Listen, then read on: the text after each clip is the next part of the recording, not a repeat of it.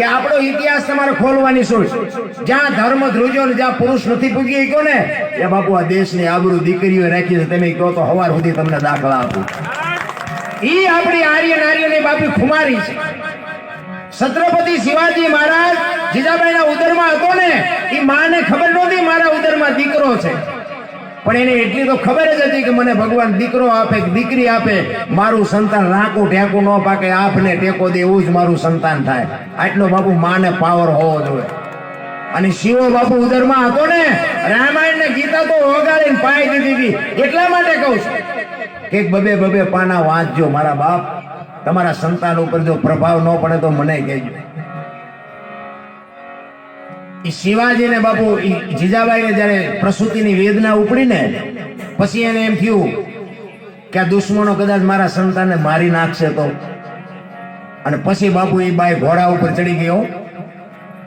અને પ્રસૂતિની વેદના થયા પછી, વેદના ચાલુ થયા પછી 85 ગૌની મજલ કાપી હતી માં ભગવતી જીજાબાઈ. ઘોડા રાખતા હોય ખબર હોય બાપુ, 2 ગૌ તમે ઘોડા ઉપર જાઓ ને તો તમારા ટાંટિયા હકા થઈ જાય. 85 ગૌ બાપુ ઈ જોગમાં ઘોડા ઉપર બેહી નીકળી ગઈ. કેવી માં છે? અને પ્રસૂતિની વેદનાનો પાર ન રહ્યો ને, પછી જંગલમાં શિવાલય હતું ને, શિવાલયમાં જઈને બાપુ દીકરાનો જન્મ કરાવ્યો. અને ઈ દીકરો ઈ છત્રપતિ શિવાજી ધનકુખ જીજાબાઈ ને શિવાજી જન્મો હતો. તલવાર કેરી ધાર ઉપર હિન્દુ ધર્મ. શિવો જન્મો ન હોત ને તો આપણે આ બેઠા જ ન હોત, હિન્દુ ધર્મ ન હોત આ દુનિયામાં. તેથી શિવાજી એક જ છે, બીજા બાપુ નહીં હોય. એકલો જજુનો તમે વિચાર તો કરો.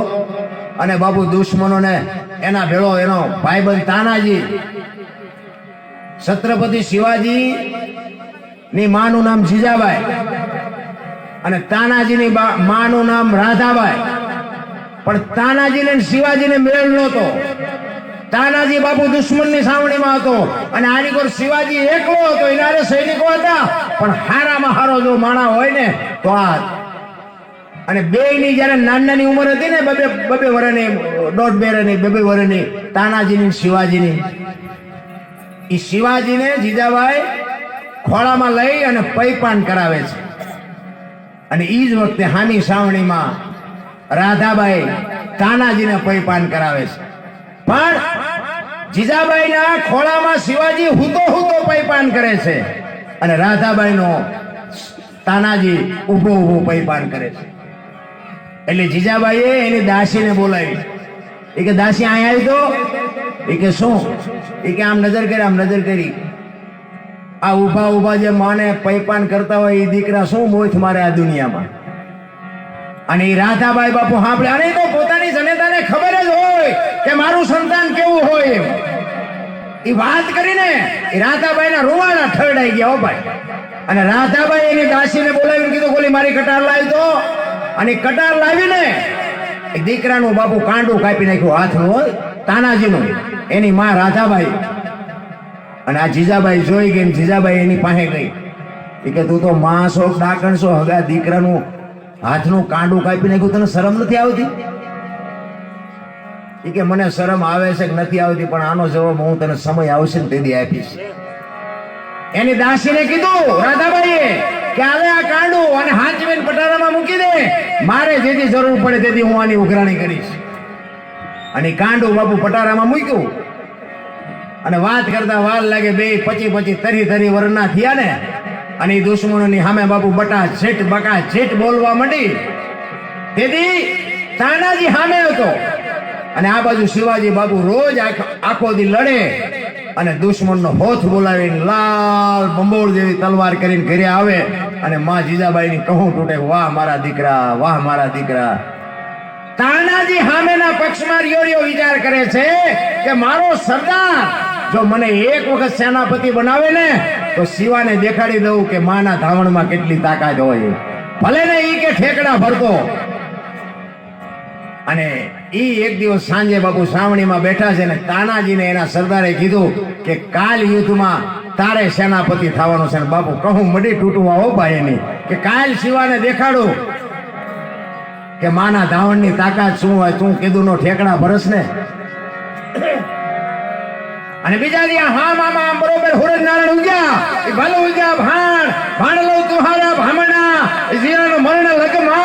ઈ રાખજે કશ્યપ રાવો ઉજો તું હરવળ જળાળ જળાળ મીડો બાપુ કિરણા પાછળ આવો અને હામા બાપુ બાકા ચીક મીડ્યા બોલવા. પણ બાપુ તાનો બાપુ એવો એમ કહેવાય કે જે તલવાર ફેરવતો હતો પણ શિવાજીની તલવારને બાપુ ક્યાંય અડવા ન દીધી હો. કોઈ દુશ્મનની માથે અડવા ન દીધી, કોઈને વાગવા ન દીધી. એમાં દુશ્મનમાં બાપુ મારી તો શીનો હકે. હાંજ પડી ગઈ, સૂરજ નારાયણ મેર બેહી ગયા, યુદ્ધને વિરામ આપ્યો. પણ શિવાજીને વાંચ્યો હોય તો લોહી ન નીકળે કે આજ મારી માને મારે મોઢું શું દેખાડવું. અને તાનાજીને કહું તૂટતી હતી, કા શિવા રોજ બહુ ઠેકડા ફરતો, આજ કોઈને લીટી કરી ગયો. શિવો બાપુ બોલી નથી આપતો. અહીંયા માં જીજાબાઈ સામે આમ રાધાબાઈ બે પોતાના દીકરાની રાહ જોવે છે. અને આમ માને જોઈને શિવાજીએ એને એમ થયું મારી માને શું મોઢું દેખાડે. બાપુ આમ ખેતરવાનો રાઉન્ડ મારી અને વાંહેથી સાવણીમાં વાંહેથી આવીને ગૌઠો બળદિયો આવીને બહેની બેહી ગયો. શિવાજીને માં ભગવતી જીજાબાઈ કહે છે, કેમ શિવા તું આજ કેમ આ ઢીલો છો, શું થયું? એ કે માં શું આજ તને વાત કરું. એ કેમ કે રાધાબાઈ નો છોકરો ઓલો તાનાજી નથી, એને મને ક્યાંય તલવારની પીંછી ન ઓડવા દીધી. અરે એની બહાદુરી ને એની કુમારી શું એની બહાદુરી છે, શું એની વાત કરું. મને ક્યાંય એક દુશ્મનને મારવાની ક્યાં વાત કરો છો, પણ કોઈને આમ તલવારની અણી ન ઓડવા દીધી. બાપુ એ મને એટલો બધો આજ લડ્યો. ત્યારે જીજાબાઈ એમ કહે છે કે ધર્મને રાખવા માટે, હિન્દુ ધર્મને ટકાવવા માટે ભલે મારે ભીખ માંગવી પડે, પણ એ રાધાબાઈ પાસે એના દીકરાની આપણે માગણી કરી લે કે આપણે આપણા પક્ષમાં લઈ લઈએ. એ કે જા શિવાજીને જીજાબાઈ કહે છે કે રાધાબાઈને કહેજે કે હે તમારો દીકરો તાનાજી અમને આપો. શિવાજી ગયો. એ કે મારી માએ કીધું છે તમારા તાનાજીને અમારા પક્ષમાં મોકલો.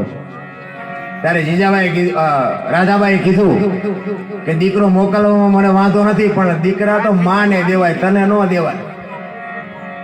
તું તો ચારે શું બોલીનું કઈ નક્કી નહીં. માને જો દેવાય ને તો મા પાસે હું કઈક એની પાસે જવાબ માગી શકું. શું થયું?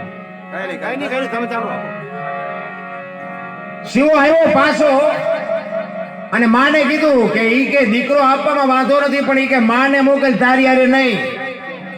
કાંઈ વાંધો નહીં કે દેશ માટે છે ને ધર્મની માટે છે, હું જાઉં એમાં હું. રાધાબાઈ પાસે જઈને જીજાબાઈ બાપુ ખોળો પાથરીને કહે છે કે હું તારા દીકરાની માગણી કરવા આવી છું. તારો દીકરો દે, નકરા હિન્દુ ધર્મ નહીં ટકે અને મારા દીકરાને તારો દીકરો હુજવા નહીં દે. કે અને તાનાજીનું બાવડું પકડી અને રાધાબાઈ આવે છે. એને કીધું કે મારો દીકરો જોવે છે ને, આલે આ મારો દીકરો, પણ આ જેવો હોંપું છું ને એવો ને એવો મને પાછો હોંપજે. બાપુ ઇતિહાસ એમ નામ ન બને. કોકના ખિસ્સા કાતરે આપણા ઇતિહાસ ન બને. આપણે કઈ ભોગ દેવો પડે.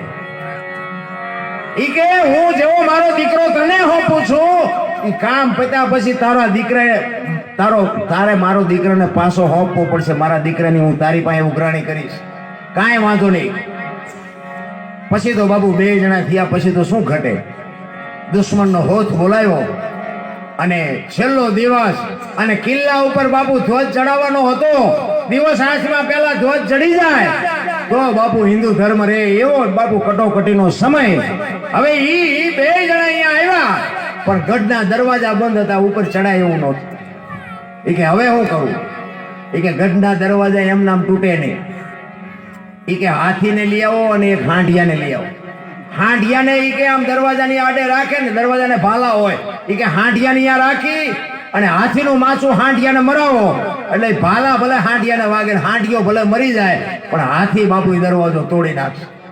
અને નકરો જો હાથીને માથું મારશો તો એ ભાલાના હિસાબે હાથી તાકાત નહીં કરી શકે.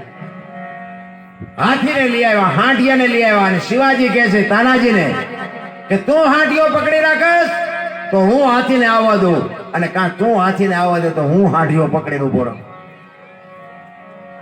એટલે તાનાજી એમ કે છે હું હાંડિયાને પકડીને ઉભો છું, તમે હાથીને આવવા દો. આમ હાંડિયાને પકડીને ઉભો હતો અને શિવાજીને કીધું કે આવવા દે હાંડિયો, અને હાંડિયો આવવા દીધો. આ માફ કર્યો, હાથીને આવવા દીધો. અને આમ ભાલાની અણીઓ અડીને હાંડિયો ઠેકડો મારીને તાનાજીના હાથમાંથી નીકળી ગયો. શું કામ? હાથ એક હતો.